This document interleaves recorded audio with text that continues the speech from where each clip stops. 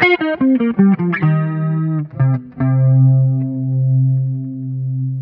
this video, I'll show you how to use the Pioneer SmartSync app on your phone to adjust the colors on your new Pioneer in-dash receiver.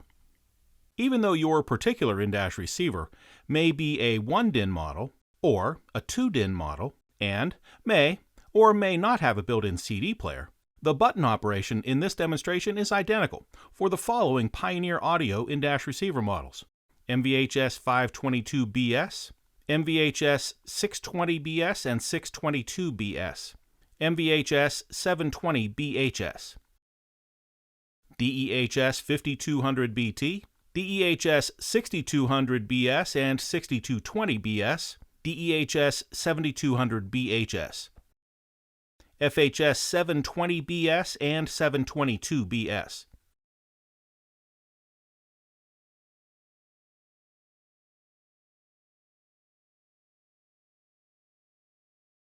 In this video, I'll be using an iPhone with the Pioneer SmartSync app to adjust the colors on the in-dash receiver, but please note that you could use a compatible Android phone as well, and the operation is exactly the same. So I have the Pioneer SmartSync app on my phone, and I have the phone and the in-dash receiver connected. And you know that when you see the app logo lit up in blue right here on the display on the receiver. So if for more information on connecting your phone to the in-dash receiver, check out the Bluetooth connection video and check out the SmartSync app connection video. And those are listed in the description below. So with the app open here and connected to the in-dash receiver, I'm going to touch the gears up here, and I want to come down until I find the color palette that says screen, and we'll select that. Now there are a ton of different options here for adjusting the colors. We'll take a look at each one of these as we go.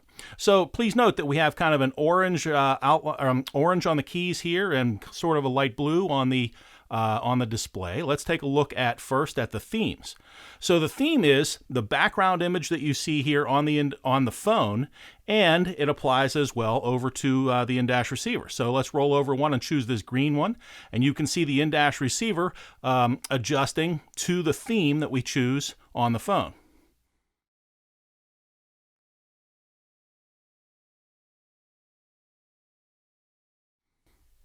Here are several live images. You can see the image playing on the phone itself, and of course it's reacting to the in-dash receiver as well.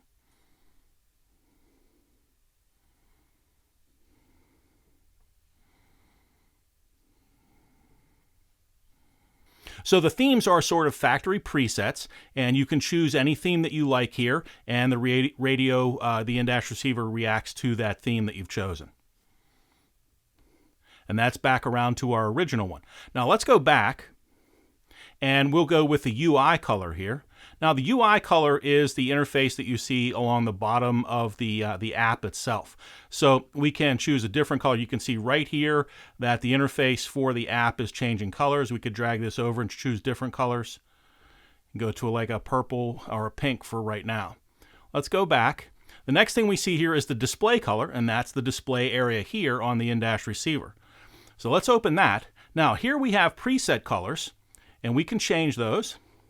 And every time I choose one, you can see it changing. Let's change it to like a green color here. And every time we choose one of those, you can see it changing on the in-dash receiver. We can also do a custom color just by dragging your finger around. So right now we're in sort of a blue color. Let's drag this over to a green, or let's drag this down to a red.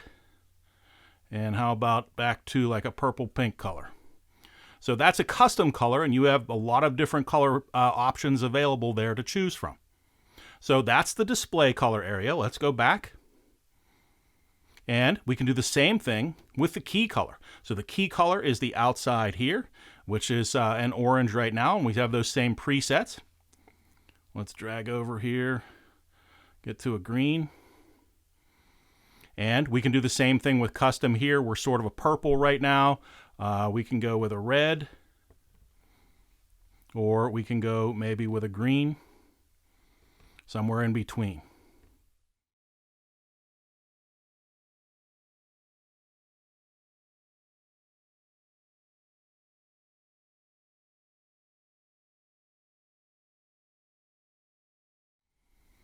When you're done making your adjustments there, you can go back. Next up is the display brightness and the key brightness, so we can adjust the brightness here. I want to keep the display brightness about as bright as I can, especially during the day.